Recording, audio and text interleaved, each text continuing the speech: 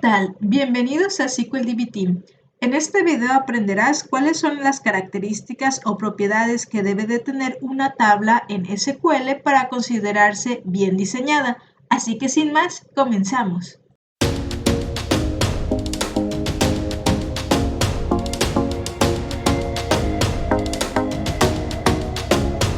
Como ya lo habíamos mencionado anteriormente, una base de datos se compone por un conjunto de tablas relacionadas entre sí. Por lo tanto, el diseñar correctamente nuestras tablas se vuelve un paso esencial para el correcto desempeño de nuestra base de datos. Es por esa razón que aquí te presento 5 reglas a seguir para el correcto diseño de nuestras tablas transaccionales. Solo como nota, existen algunas otras reglas más, pero vamos a ver las más básicas y esenciales. Esto forma parte de lo que se conoce como normalización de base de datos. Iniciamos entonces con la primera regla y esta nos dice que debemos almacenar un único valor en cada campo, lo que se conoce como atomicidad. Bueno, ¿y a qué se refiere esto? Vamos a verlo con un ejemplo.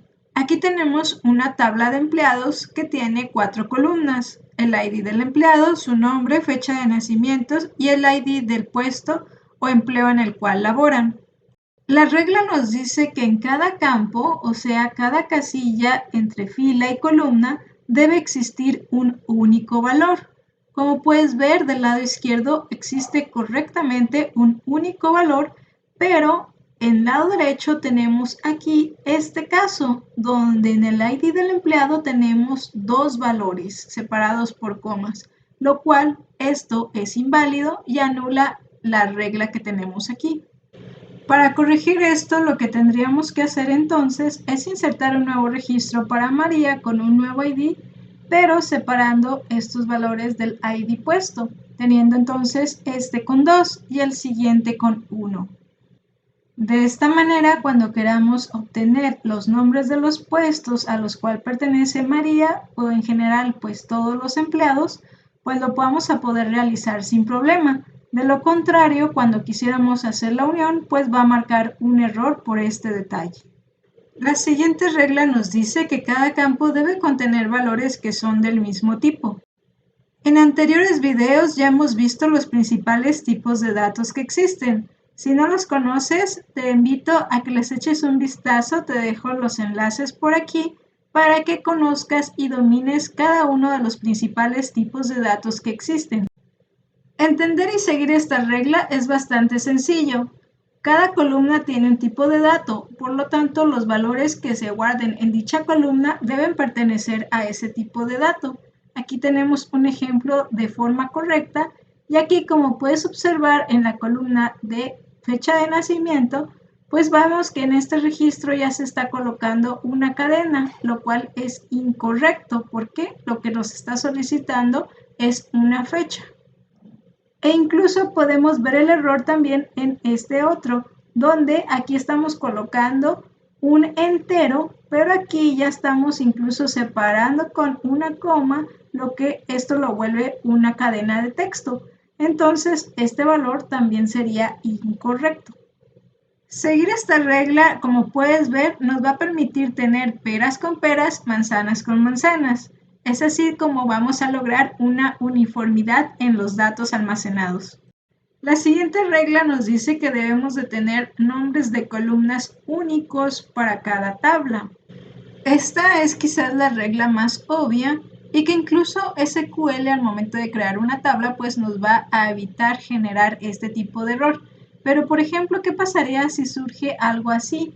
Donde por error pues colocas casi exactamente el mismo nombre, pero si te fijas, por tener la I minúscula aquí en el ID, ya es diferente este nombre y sí que te va a permitir generarlo así.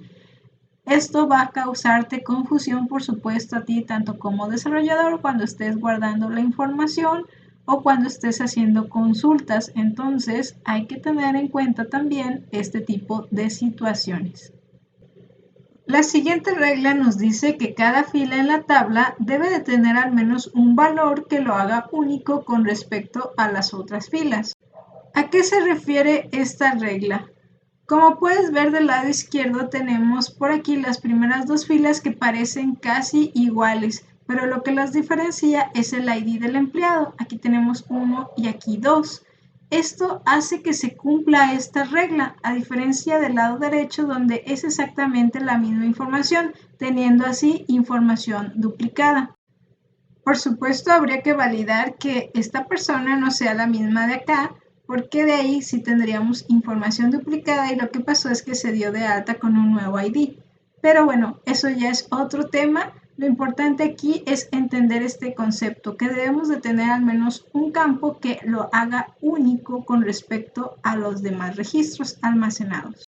Y finalmente tenemos que tener presentes que una tabla bien diseñada no afecta si nosotros le alteramos el orden en las filas o en las columnas al momento de realizar una query.